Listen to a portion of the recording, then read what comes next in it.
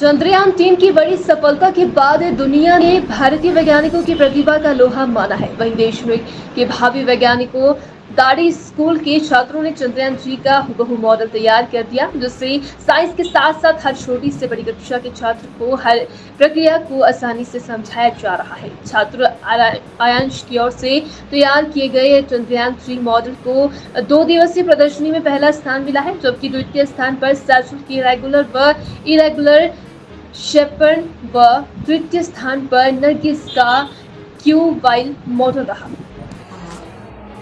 मैं डॉक्टर भवन Sharma government model senior secondary school में प्रिंसिपल के रूप में कार्यरत हूँ। और जैसा कि हमारा RMSA की तरफ से राष्ट्रीय आविष्कार अभियान के तहत एग्ज़िबिशन जो है वो हमने लगाई है, क्योंकि बच्चों का साइंस की तरफ काफ़ी रुझान रहता है। और हमारे जो प्रधानमंत्री हैं और हमारे जो चीफ मिनिस्टर हैं, सभी लोग बच्चों को आगे कैसे, जैसे चंद्रयान गया है, इस तरीके से कैसे कैसे बच्चे नए आविष्कार करते हैं, उसके ऊपर बहुत सबका ही ये झुकाव रहता है कि सारे बच्चे जो हैं वो इन चीज़ों में पार्टिसिपेट करें। इसी के मद्देनज़र हमने अपने स्कूल के उस पे ही हमने एक 2 दिवसीय कार्यशाला का एग्ज़िबिशन का आयोजन किया था, जिसमें पहले दिन हमने साइंस से रिलेटेड ही जो चीफ गेस्ट थे डॉक्टर सुरेश महाजन, उनको चीफ इंजीनियर IPH उनको बुलाया था और बच्चों ने बहुत ही बढ़िया एग्ज़िबिशन लगाई, जिसमें चंद्रयान भी बनाया हुआ है उन्होंने। और हमारे टीचर्स जो कि रमन डोगरा जी हैं, दीपिका महाजन जी हैं, इंदू मैडम हैं और एक मोनिका मैम हैं, और मैथ्स का भी उसमें सारा एग्ज़िबिशन लगाई हुई थी, जिसमें काफ़ी सारी चीज़ों पे उन्होंने बच्चों ने काम किया हुआ है एग्ज़िबिशन में। तो हमारे मैथ के बिंदु राणा मैम हैं और मैथ के नीलिमा जी हैं। तो इन लोगों ने बहुत मेहनत करके बच्चों के साथ, मेरे अनुसार ये चीज़ें बहुत इम्पॉर्टेंट हैं ताकि बच्चों की क्रिएटिविटी बढ़े। मैं खुद साइकोलॉजी साइड से हूँ, जब तक बच्चों के माइंड क्रिएटिव नहीं होंगे हमारा देश तरक्की नहीं करेगा। और इसी लेवल से बच्चे जब ये काम करेंगे, अपने आप कुछ नया नया क्रिएट करेंगे, तभी हमारा देश के लिए वो बढ़िया साइंटिस्ट हमें मिल सकते हैं। तो उसी चीज़ को मद्देनज़र रखते हुए हमने ये 2 दिवसीय एग्ज़िबिशन का आयोजन किया है। और कल हमारे यहाँ जो चीफ गेस्ट थे, तो हमने आपको जैसे बताया महाजन जी आए थे, और दूसरा हमने RMSA के जो इंचार्ज हैं, डाइट के जो DPO हैं, उनको भी हमने एज अ चीफ गेस्ट बुलाया था, क्योंकि कल शिक्षा संवाद भी था। और उसके साथ साथ ये वाला जो हमारा कार्यक्रम आता है, ये RMSA के अंडर ही हमें इसकी मनी भी आती है बीच में, और ये उसी के अंडर आता है।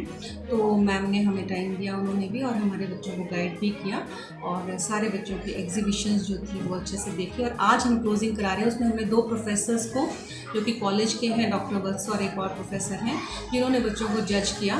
तो आज वही आके बच्चों को फर्स्ट, सेकंड, थर्ड घोषित करेंगे और उनको फिर हम इनाम देंगे स्कूल स्तर पर ही।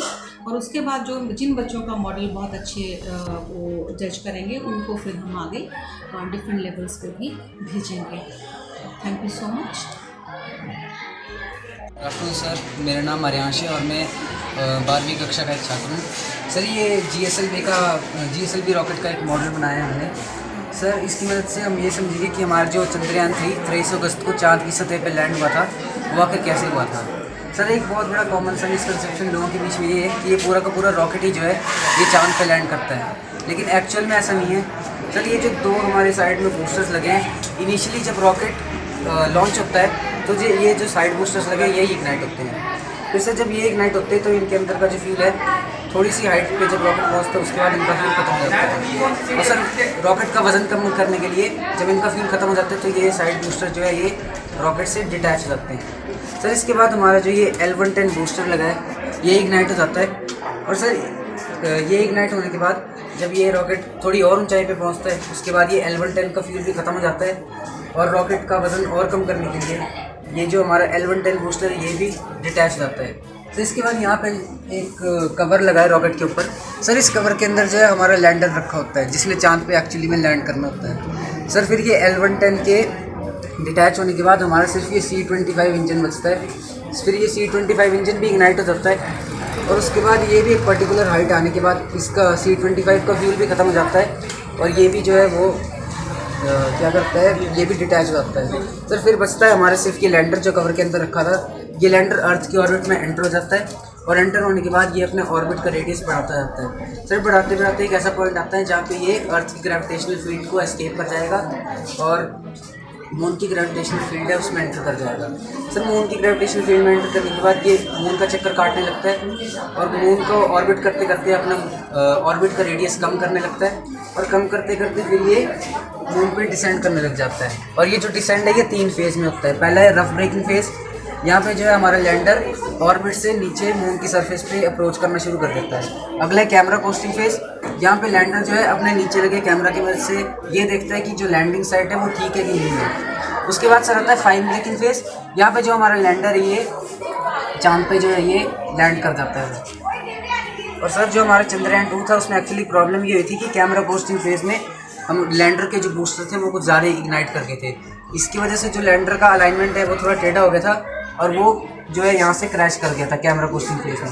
लेकिन हमारा जो चंद्रयान 3 है उसमें सर इसरो ने इम्प्रूवमेंट्स करी है और ऐसा टेक्नोलॉजी लाई है कि अगर बाय चांस लैंडर के जो बूस्टर हैं वो ज़्यादा इग्नाइट कर भी गए तो भी लैंडर जो है वो खुद को अलाइन कर सकता है।